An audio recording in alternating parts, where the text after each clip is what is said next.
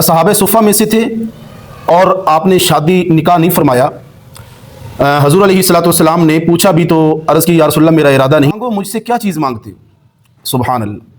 हजूर अलैहिस्सलाम ने पूछा कि रबिया मुझसे मांगो क्या मांगते हो। ने इरशाद फरमाया ए रबिया फ़अइन्नी अला नफ्सिका बिकसरतिस सुजूद। तो बिस्मिल्लाहिर्रहमानिर्रहीम। हज़रात गिरामी, अगर मेरे से या आपसे सवाल किया जाए कि जन्नत में आप क्या चीज़ चाहते हैं, महल्लात, नेमतें, बागात, तो हम सोच में पड़ जाएंगे।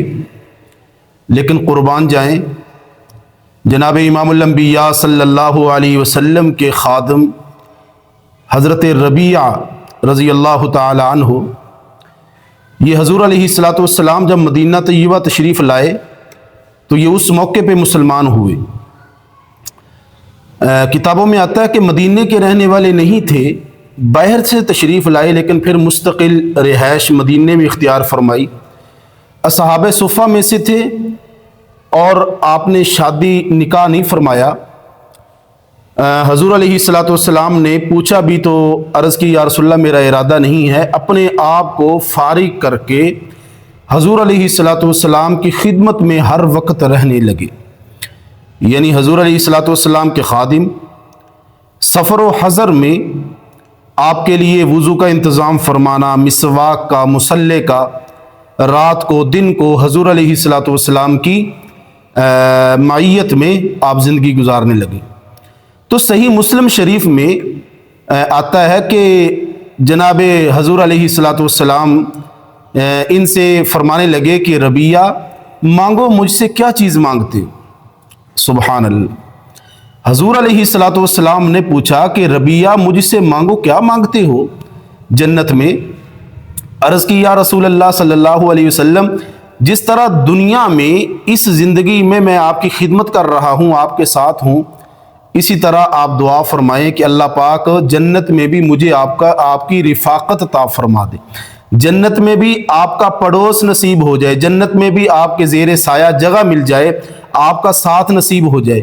तो जनाब रसूलुल्लाह सल्लल्लाहु अलैहि वसल्लम ने इरशाद फरमाया ए रबिया फ़अइन्नी अला नफ्सिका बिकसरतिस सुजूद।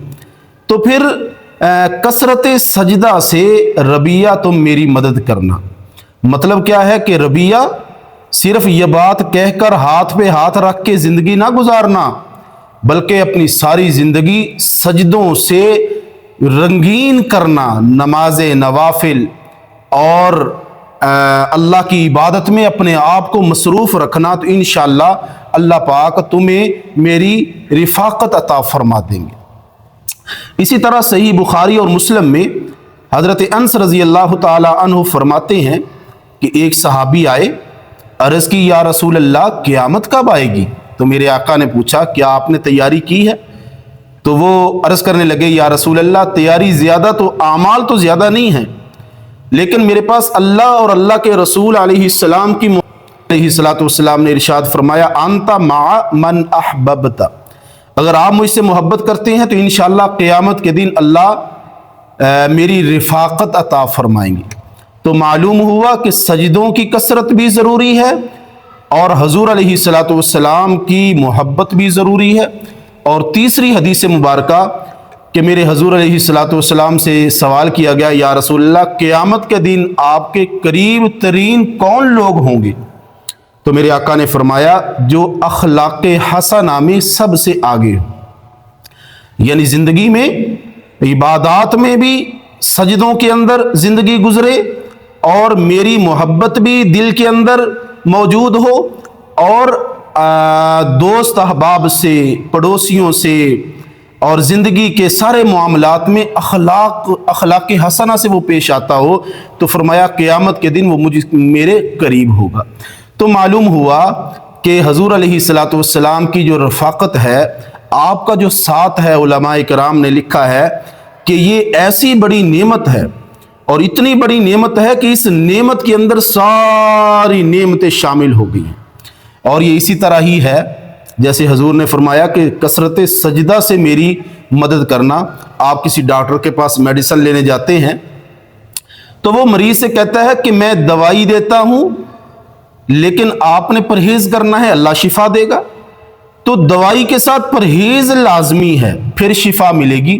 تو اسی طرح حضور علیہ الصلوۃ والسلام نے ارشاد فرمایا کہ اللہ تمہیں اے ربیہ میری رفاقت تو عطا فرمائیں گے، لیکن اپنی زندگی کے اندر عبادات اور معاملات اور سجدے اور نوافل اور نمازیں یہ خشوع خضوع سے پڑھتے رہنا، انشاءاللہ تمہاری یہ دعا قبول ہو جائے گی۔